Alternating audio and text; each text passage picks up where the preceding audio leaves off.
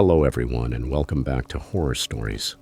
I know many of you use these episodes to fall asleep, so before you drift off, I'd love it if you could leave a comment letting me know where you're listening from around the world. Also, don't forget to like and subscribe if you're enjoying the episodes.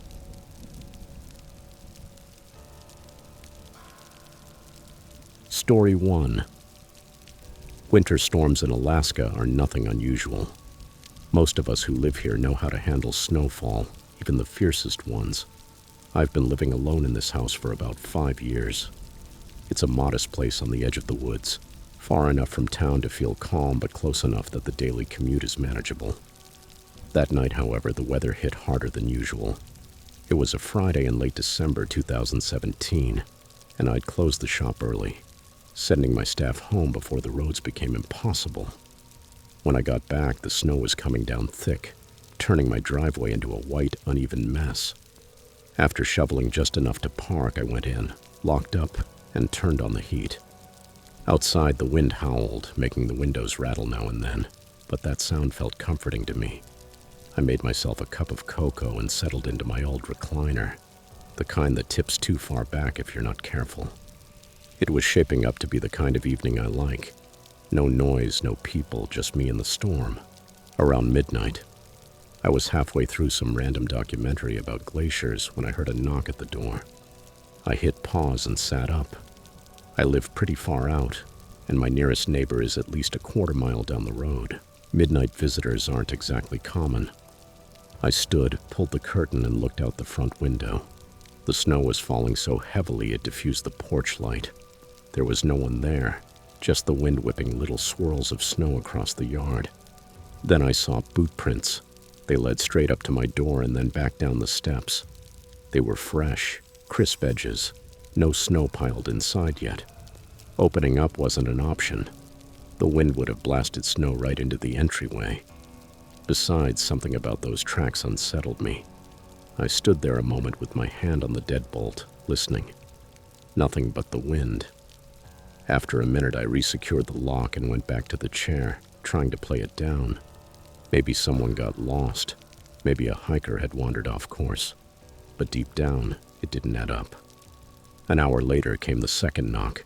This time it wasn't at the front door. It came from the side of the house near the kitchen window. I got up quickly, heart pounding, and grabbed the flashlight I always keep by the door. The kitchen window was completely frosted over. You could see little to nothing. I turned off the lights inside and aimed the flashlight outside. Nothing. The snow beneath that window was untouched. No footprints, no signs of movement. Even so, the knock had been real. I had no doubt about that. I stood there for a good while, flashlight in hand, sweeping the yard. After a few minutes, I convinced myself it had been a branch or even the storm playing tricks on me. I turned the lights back on, secured all the windows, and went to bed, leaving the flashlight on the nightstand. A third, louder knock woke me up. It came from the back, near the sliding glass door that opens onto the deck. My stomach turned to ice as I sat up, trying to hear over the wind. I slid out of bed, grabbed the flashlight, and moved down the hallway. The sliding door was locked. I had checked it earlier, but the curtain wasn't drawn. I stopped a few steps away and looked outside. The deck was empty. The snow covering the deck on the other side of the glass was intact. No footprints, no sign anyone had been there. And yet the knocks had been real. 3 sharp, distinct raps. I stood for a while, staring into the swirling snowfall. The only thing visible was the faint shape of the woods at the back of the yard. The rest of the night was worse. The knocking didn't stop. It came every hour, sometimes louder, sometimes softer. Front door, side windows, back door. It moved around the house as if someone were circling it. At one point, I could have sworn I heard distant footsteps compacting the snow, but when I looked outside, there was nothing.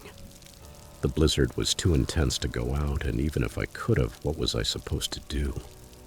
Go chase invisible knocks in the middle of a storm? I spent what was left of the night on edge, flashlight in hand and every light on. By morning, the storm had eased. The wind had calmed, and a pale light filtered through the overcast sky. I went out carefully, bundled in my heavy coat and boots. The yard was quiet, the snow deep but smooth in some spots. However, as I circled the house, I started to see tracks. Not just at the front door or by the deck, they were everywhere. Boot marks circled the house, weaving between windows and doors. Whoever it was had walked the perimeter several times, stopping at every entrance, at every pane of glass. And when I reached the edge of the woods, what struck me most was that the prints continued into the trees, heading deeper among the trunks. I decided to follow them. After about 200 yards, the tracks changed. I froze when I saw them merge with another mark. Treads. The faint imprint of a snowmobile had packed the snow, tracing a path that curved off into the distance. I crouched to look closely. They weren't brand new. A fine layer of snow dusted them, likely fallen in the last hours before dawn. Whoever it was had planned it. They left shortly before daybreak, counting on the snowfall to cover their escape. I stood for a while staring at the trail, debating whether to keep going. But the snowmobile track was already faint, almost imperceptible, and I wasn't exactly equipped to trek miles and miles into the woods. Back at the house, I called the police. 2 officers showed up about an hour later. A young guy and an older one who looked like no stranger to the unforgiving cold of Alaska winters. They listened to what had happened. Their expression shifted from skepticism to seriousness as soon as I mentioned the snowmobile tracks. The young one raised an eyebrow. Could be kids playing pranks. The older one shook his head. Not many kids riding snowmobiles in the middle of a blizzard at that hour, he said, shooting his partner a look. They followed the tracks into the woods but were back in 15 minutes. The snow had nearly erased them, too faint to follow. The veteran explained, and he added, "This wasn't random. Whoever did it knew exactly what they were doing." My throat tightened. What do you think they wanted? Hard to say. Maybe someone looking for shelter. Or maybe they just meant to scare you, didn't even begin to cover it. When they left, the unease settled back over me like the heavy snow outside. I couldn't get the image out of my head of the tracks circling my house and the snowmobile waiting as a getaway. This wasn't some innocent prank. Whoever it was had planned it, to lurk around my home during the storm, knowing I wouldn't come out. By mid-afternoon, I already knew I wouldn't spend another night like that without doing something more. I grabbed my jacket and headed into town. The nearest gun shop was about 20 miles away, and the drive felt unreal, like I was living someone else's life. I'd never been a gun person, but after last night, the idea of being unprotected if someone came back wasn't something I could live with. I left the store with a 9mm pistol, a hunting rifle, and enough ammunition to feel that if things escalated, I'd have a real chance. The clerk even gave me a quick lesson on handling and storage, though what stuck with me most were his parting words. Don't go looking for trouble, but make sure you're ready if trouble finds you. That night marked a before and after. Since then, the pistol has stayed on the nightstand within reach, and the rifle leaned by the front door, ready for anything. I've always loved living in the middle of the woods. The solitude, the silence, that sense of freedom. And I wasn't going to let some creep take it from me. Sure, I was shaken. Who wouldn't be? But I'm not the type to back down. If someone tried the same stunt again, the response wouldn't be a dark, quiet house. It would be something very different. I refused to let fear take the wheel. This was my home, my little piece of calm in a chaotic world, and I wasn't going to let anyone make me feel like a prisoner in my own house. I've always loved the stillness of winter storms, the way the snow covers everything and makes the forest feel like another world. Now I saw them differently. Not only peaceful, but also a backdrop, a shield for anyone hiding beyond the tree line. But instead of retreating, I made a decision. If someone wanted to try their luck again, I'd be ready to meet them, this time on my terms. Because here in the silence of the woods, you either learn to protect what's yours, or you let someone else take it. And I had no intention of allowing that. To this day, I still don't know who they were or what they were after. Maybe it was a prank, maybe something worse. But every time it starts to snow and the wind whistles through the trees, I catch myself checking the locks, glancing at the rifle by the door and wondering if they'll come back. And if they do, this time I'll be ready.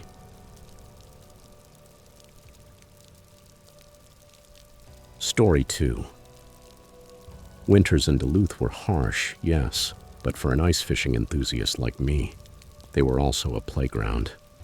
There was something deeply satisfying about challenging the elements, drilling a hole through the ice and patiently waiting for that tug on the line, with nothing but the sound of the wind and the creak of the frozen layer beneath your feet.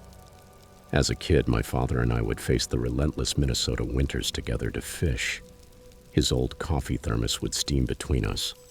Even after he passed away, going out to fish on the ice became my way of feeling close to him. That's what brought me to the lake that day. The week at work had been rough. Tight deadlines, endless emails, and that kind of stress that sticks to you. The forecast called for a snowstorm, but I wasn't worried. The ice was thick, solid enough to hold trucks, let alone me and my gear. When I arrived, snow was falling hard. Visibility was maybe 20 feet at best. The wind howled as I dragged my sled across the frozen surface, the sharp cold cutting through my gloves. It was the kind of weather most people would avoid, but to me it was perfect. No crowds, no distractions, just me and the lake. After drilling the holes and setting up my shelter, I settled in. The propane heater hummed softly, warming the space as I baited my line. The storm outside made everything feel even more isolated. I leaned back in the chair, letting the silence wrap around me like a blanket. That peace didn't last. About an hour later, I saw something through the small window of the shack, a dark figure standing in the distance. Through the swirling snow, I could barely make out the silhouette of a man. He wasn't moving. He just stood there, facing my direction. At first, I thought it was another fisherman, but when I squinted against the fogged glass, I realized there hadn't been any other vehicles in the parking lot. Whoever it was had come on foot. Maybe he was checking the ice. Maybe he didn't have a shelter and had decided to brave the storm in the open. Still, something about the way he just stood there sent a chill down my spine. I looked away for a second to focus on the line, and when I looked back, he was gone. The wind roared louder, shaking the shack walls. I told myself I was being irrational, that the storm was playing tricks on me. But no matter how much I tried, I couldn't convince myself I was alone. About 20 minutes later, I heard footsteps crunching on the ice, stopping right outside. I reached for the zipper and opened it just enough to peek out. There he was, tall, bundled in a heavy coat and a hat, his face almost completely hidden by a scarf. He stopped a few feet away, his breath visible in the freezing air. "You shouldn't be here," he said, his voice deep and raspy. It caught me off guard. "What?" I managed to say. "The ice," he replied, pointing toward the lake. "It's not safe." I frowned, glancing at my fishing holes. The ice was at least 10 inches thick, more than enough for fishing. "It's solid," I told him. "Not today," he said. There was something in his tone that chilled me to the bone, not just the cold, but the weight of his words. He wasn't trying to scare me. He was warning me. Before I could respond, he turned and started walking away. "Hey," I shouted. "Wait." He didn't stop. Within seconds, he vanished into the snowstorm, leaving me standing there, confused and uneasy. I went back inside, but I couldn't focus anymore. His words kept echoing in my head. What did he mean by not today? The ice was fine, wasn't it? That's when I heard it. A loud booming crack. I jumped out of the chair. The ice groaned beneath my feet, loud and sharp.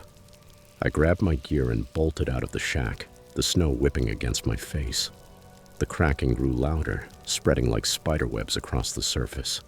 The ground beneath me shifted and I nearly lost my footing. I ran as fast as I could, my boots slipping across the slick surface. Behind me, the ice gave way with a deafening crash. My shack tilted, one corner sinking into the freezing water. I didn't stop until I reached solid ground. I was gasping, my legs trembling. I turned toward the lake, my breath fogging in the icy air. The shack was gone, swallowed by the water. But that wasn't what caught my attention most. On the ice, right where I'd seen the man, there was nothing. No footprints, no tracks, no trace at all that he had ever been there. I stood there for a long time, staring at the empty surface. Who was he? How did he know the ice wasn't safe? And where did he go? When I got home, I couldn't get it out of my head. I asked around, but no one else had been at the lake that day.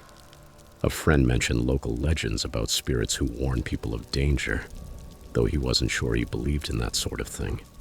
The only thing certain is that I haven't gone back to that lake since. Maybe one day I will, but for now I'm staying on solid ground. Story 3.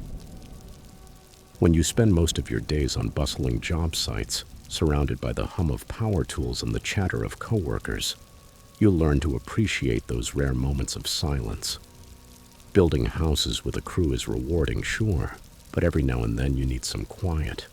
That's probably why I didn't hesitate to book a remote cabin on Mount Hood for a long weekend. I needed to disconnect from the constant noise, both literal and figurative, of my job. They'd forecast a snowstorm, and that made it even more tempting. A cozy cabin, a fire going, and the sound of snow piling up outside perfect. I arrived in mid-afternoon just as the first flakes began to fall. The driveway hadn't been cleared in who knows how long, so I had to park a bit down the road and hike up with my gear. The cabin looked just like the photos, and the whole setting was beautiful. The key was in a lockbox next to the door. When I went in, it was colder than I expected. The heat was on, but barely. Surely some setting the rental company kept to save energy. I dropped my bags in the living room, turned on a few lights, and got a fire going in the wood stove to warm the place up. That's when I noticed the first strange thing. There were dirty dishes stacked in the sink. A couple of mugs, a plate, and a skillet with dried grease. I frowned, thinking maybe the cleaning service had been in a rush or couldn't make it up because of the snow. Not a great start, but I wasn't going to let a few dishes ruin the weekend. I washed them quickly and went on with my plan. The weirdness didn't end there. When I went to the bedroom to unpack, I saw the bed looked off. The blanket and sheets were rumpled, and the pillow had an indentation, like someone had just been lying there. I leaned down and pressed my hand to the mattress. It was warm. I'm not one to jump to conclusions, but I'd be lying if I said that didn't put me on alert. Still, I told myself it was probably residual heat from the heater. I shook it off, put my things away, and decided to settle in. The afternoon went great. I made dinner, had a whiskey by the fire, and lost myself in the book I'd brought. Outside, the storm intensified, blanketing the forest in white and muffling every sound except the wind. Around 10 at night, I decided to turn in. The cabin was small, so I made a round of the doors and windows to make sure everything was secure. Satisfied, I got into bed and turned off the light. Close to midnight, I started hearing faint noises. At first, I figured it was the wind or snow sliding off the roof, but then there was a soft creak, like a floorboard complaining under weight. I sat up, and the sound didn't repeat. It's an old cabin, I told myself. Wood expands, things shift. Calm down. Even so, I grabbed the flashlight from the nightstand and did a quick sweep of the cabin. Nothing. The doors were still locked, the windows solid, and the snow outside was undisturbed. I went back to bed and eventually fell asleep. The next morning, the storm had passed. I made some coffee and stepped out onto the porch to enjoy the view. That's when I saw the footprints. They started at the back door, clear and well-defined, and led away from the cabin into the forest. My stomach dropped. I set the coffee down and went around to look more closely. The prints were fresh, with crisp edges and not a flake on top. They went straight from the back door to the trees until they disappeared among them. And then it clicked. Those faint noises in the night. Whoever had left the dirty dishes in the warm bed hadn't left before I arrived. They'd been hiding somewhere, waiting for me to fall asleep before slipping out. I stared at the tracks for ages, a sick feeling settling in. They'd been there, crouched, waiting for the right moment to leave. The sounds I'd pinned on the wind or an old cabin weren't that. They were someone moving around. I decided to call the rental company. Their response was immediate. Non-stop apologies from the person on the phone, mixed with excuses about not knowing someone had been occupying the property. They offered a full refund and practically begged me to leave. I had no intention of cutting the trip short over this. "I'm staying the last night," I said firmly. There was a pause, and the person on the line gave me some hesitant advice. "All the cabin doors have heavy manual deadbolts on the inside," they explained, "and they can't be opened from outside. Lock them all before you go to bed, okay? That way, even if that person comes back, they won't be able to get in." It was something, at least. After hanging up, I spent the afternoon securing the place. I checked every door and window, testing the bolts. The cabin's age worked in my favor. Those sturdy latches were built to last, and there was no way to force or manipulate them from the outside. When I finished, the place felt like a fortress. That night, the wind howled and the storm returned with a vengeance, but the cabin stayed quiet. I sat by the fireplace with a cup of coffee. The idea of a stranger in the cabin lingered long after. Where had they hidden? In the loft? In the crawl space? Or had they slipped past me right under my nose? I slept little. Every so often a noise, a branch splitting outside, the wind rattling a window, made me stare at the door, waiting to see someone trying to force it. But the bolts held, and the cabin stayed secure. In the morning, I packed my things and left. I didn't bother calling the company again. I'd had enough apologies. As I drove down the mountain's snowy road, I couldn't help checking the rearview mirror, half expecting to see someone in the distance watching me go. That experience stuck with me. To this day, when I rent cabins, I check every corner before settling in and pay special attention to any sign that someone might have been there before. Because the truth is, you can never be too careful. Even in the most remote, peaceful places, you're never as alone as you think. Story 4. Driving around Taos, New Mexico in March is usually something awe-inspiring. Mountains dusted with snow beneath an endless sky, and that light slipping through the clouds.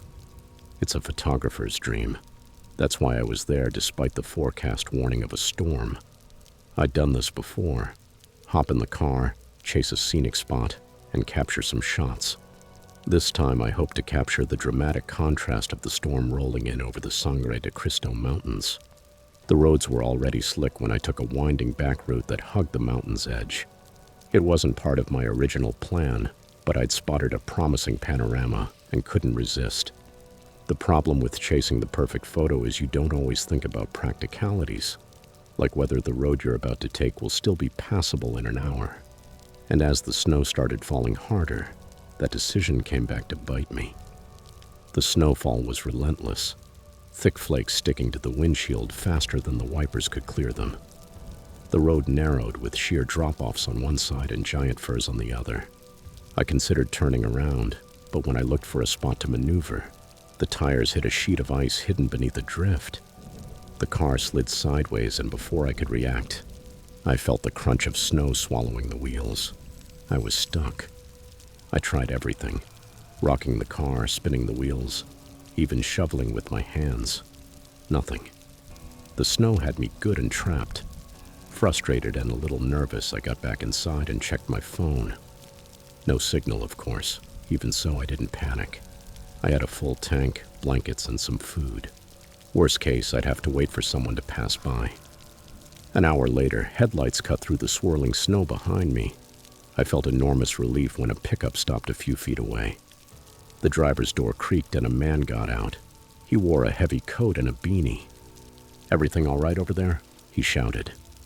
I cracked the window. "Yeah, I'm just stuck." Was hoping someone would come by. He nodded slowly, stepping closer. "I can take you into town. It's a ways, though. You sure you want to stay here in this storm?" His tone wasn't openly threatening, but something didn't add up. Maybe the way he savored his words, as if gauging how desperate I was. Or maybe how he kept looking at my car more than at me. "I'm fine, thanks. I'll wait here. I'm sure it will let up soon," I replied. He studied me for a moment. "The storm's only getting worse," he said. "Could be all night before anyone else shows up." I gripped the wheel. "I'll take my chances." He stood still for a moment, snow piling on his shoulders. Then he nodded almost to himself and said, "Suit yourself." But he didn't leave. Instead of returning to his truck, he circled my car. At first I thought he was inspecting it, deciding whether he could tow me.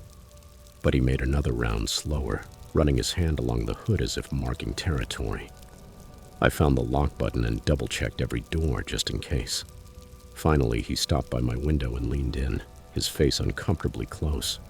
"You sure you don't want me to give you a ride?" he asked, now in a lower, almost suggestive voice. I didn't answer. I stared straight ahead. After a moment, he let out a short, humorless laugh and went back to his truck. I watched in the rear view as he climbed in, started it up, and began reversing. I relaxed when the headlights blurred in the blizzard. But they stopped. He didn't leave. He stayed there idling a few feet behind me. Every few minutes he revved the engine like he was impatient, but he didn't move. I turned off my own lights, hoping he'd think I was asleep or not going to play his game. Deep down, I knew it wasn't over. Minutes stretched into an hour, and the truck still didn't move. My fingers hovered over the phone, useless without service. I considered making a run for it, but the idea of leaving the car and facing him out in the open terrified me even more. At some point in the night, he finally left. I didn't see him go. I must have nodded off for a second. When I opened my eyes, the headlights were gone, and the storm had eased. A gray light filtered through the clouds, announcing dawn. I managed to work the car free of the drift with patience. My legs were numb. I drove back to town. At a diner, I told the waitress what had happened. Her face went pale and she leaned in toward me. "You were lucky," she said. "There have been reports of a truck like that. He's been stopping stranded drivers, trying to get them to hop in. Nobody knows what he's after, but it's nothing good." My stomach churned. What would have happened if I'd taken his offer? And what if I hadn't locked the doors? After that, I got rid of my car and switched to a 4x4 with mud tires, a portable shovel, and a satellite phone. I still love the thrill of chasing a storm for the perfect shot, but now I'm more cautious. Because if that night taught me anything, it's that the snow isn't the only thing lurking on those mountain roads. If these snowstorm nightmares gave you chills, don't forget to smash that like button and subscribe for more bone-chilling stories. What would you have done differently in these icy encounters? Share your ideas in the comments. I'd love to read them. Send this video to that friend who thinks snowstorms are just hot cocoa and sleds. They might need a reminder to trust their gut. Stay warm, stay safe, and keep an eye on those frozen shadows. Thanks for watching, and see you on the next Nightmare Night.